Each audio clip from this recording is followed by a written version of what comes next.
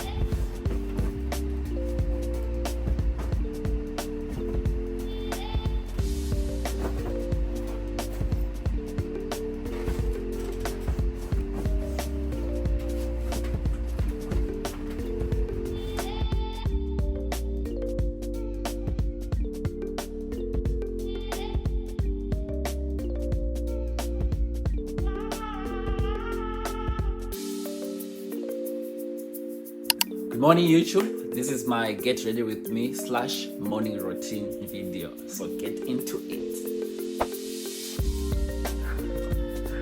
So I wear these retainers that I have to wear every day.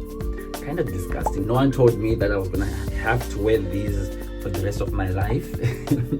Before I got my braces done, there were people who would tell me that they stopped wearing their retainers, and I would be like, why would you do that after you've paid that much money? But after going through this, I understand why now. I understand because they can be nasty.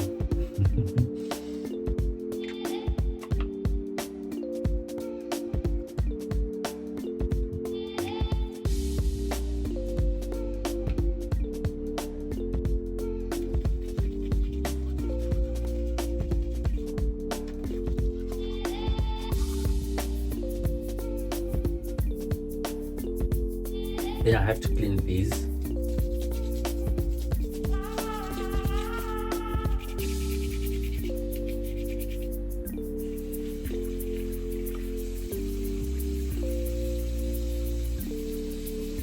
So I put them in here. Let's be honest, how many times do you floss? How many times do you floss? I try and do it every day, but sometimes I'm just so lazy and it can be painful as well.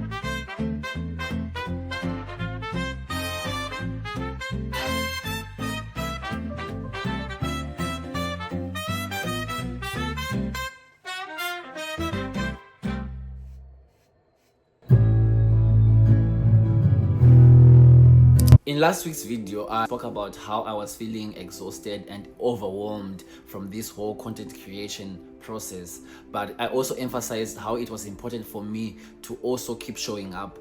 I just want to elaborate more on that.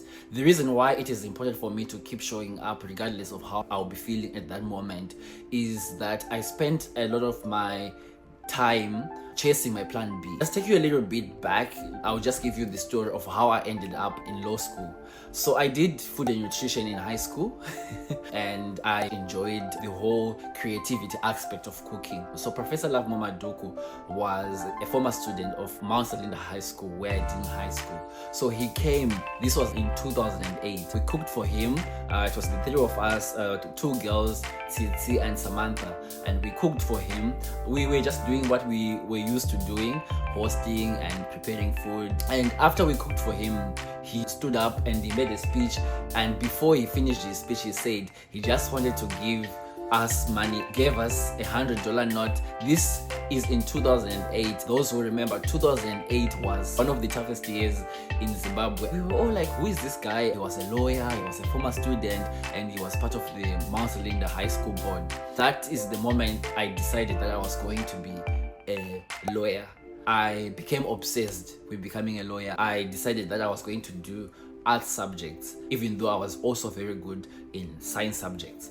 I remember when I went to collect my O-level results, I spoke to my divinity teacher and I told him that I wanted to be in his class. And I remember his reaction. He thought I was mocking him because, you know, back in the day, I don't know if it's still the same, art subjects were looked down upon. I was one of the best students at my school, so I think he thought there was no way I was gonna come and be and study arts. When I then went to collect my A-level results, he said it now makes sense why you decided to choose to do arts, because I had 15 points. This is the point that I feel like someone should have told me that studying law was a bad idea for me, but I guess no one actually really knew what my interest were. I wanted to be that guy who will be able to bring out $100 bills and give to students, and I didn't do enough research as to what it actually entails to become a lawyer. All I knew was lawyers defended criminals. Fast forward to the day I applied to study law at the University of Zimbabwe. I put social work as my second option, but I pretty much knew that I was going to get into law school. The first day of class, I remember this clearly. It was a contract law assignment, and we were put into groups. In that group, someone said they'd been reading about contracts before we even started school. It was in that moment that I realized that I was in the wrong class, because I didn't have the interest nor the passion to have even considered studying or reading prior to starting classes. But you know, we were told it's a versatile degree, just go ahead and do it because it will open doors for you. So for the next 4 years, I was just sailing along with everyone. I did enjoy some of the classes. I loved property law, which was taught by Fadzai Mahere. I guess maybe it was also because I was fascinated by her, which is why I then enjoyed the classes. What made use it more bearable for me was that I was part of the Roachlight Club, and with the Roachlight Club, we organized events, misuse that, we did prison visits, we did car washes, to raise funds. So the Roachlight Club became an outlet for my creativity. I don't know how I would have survived without this club. After graduation, I joined a law firm for a bit. I went to the NPA where I became a prosecutor for 5 years. I enjoyed prosecution. Naturally, I love helping people and I also love stories. So as a public prosecutor, you get to hear all these different stories, wild stories, at the same time doing something good for the community. But I still felt like something was lacking. So last year, my best friends on my birthday, they paid for a career coach, and it was through those sessions that I got to realize that I have no plan B. I might get a day job, but my plan A is for me to become an artist. So with Candice, the career coach, I took the MBTI personality test, and that changed my life. I have fallen in love with who I am. What we're going to look at today, it's it's going to help to hopefully clarify for you, who is under the surface, who is the real Tapiwa versus the person who you constructed and you sort of molded yourself to be based on what society expected and what your friends or parents or teachers wanted from you. I think I mentioned to you when I did this assessment, it's almost like maybe 11 or 12 years ago now. Yes. That MBTI, it changed the trajectory of things for me as well. It really just was so eye-opening and just empowering to be able to really accept who you are, but also know where you need to make adjustments. And what this information tells us is that there are so many ways to be. And if you know yourself, you can back yourself, you can accept who you are. That's the starting point for actually being able to make a big impact in your career. My only wish and regret is that I should have done it a long time ago. I think I should have done it when I was thinking what career path to take, but I didn't have anyone to tell me these things. Perhaps this is how life was meant to be. So immediately after my sessions with Candice, I started designing my YouTube channel. I went on YouTube and I searched how to start a YouTube channel. One day I just woke up and recorded myself and I posted the video. It was something I knew I always wanted, but I never had the courage. But knowing who I am and becoming comfortable with my strengths and my weaknesses propelled me to finally do it. My ultimate goal with this channel is for me to end up creating top billing content and also become a filmmaker, because I love connecting with people through the art of storytelling. This is why it is important for me to keep showing up and to learn everything there is to learn about this platform. YouTube has given me the platform for me to explore my creativity, which is why I want to do it. Or it can be haphazard, but I know that in the end I am going to reach my goal, which is to become a filmmaker and to create top billing content. I am excited that you get to witness this journey. For those who started with me, my OG party starters, there has been some growth from the first day that I posted, and I can only imagine the growth that will happen if I remain consistent and continue on this journey.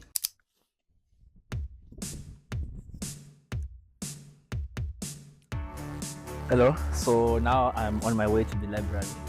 I have to renew my library card and also try and get a new book to read. I'm currently reading Chimamanda's Dream Count, and I also promised myself that each month I'm going to read 2 books.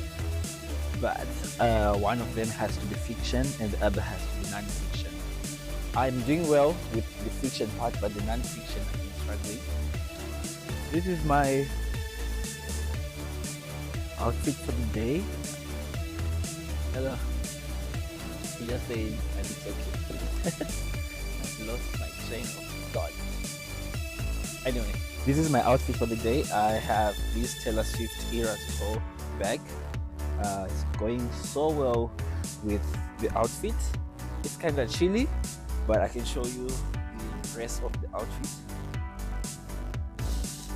So maybe I can do a walk.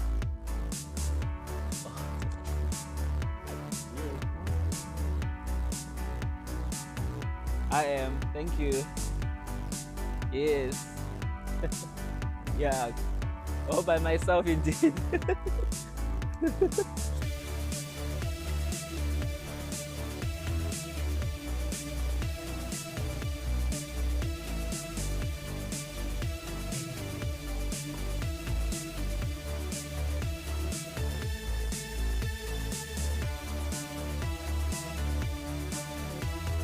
This is why I'm always so scared filming in public, because people are always coming to you and saying stuff. But yeah, it is what it is.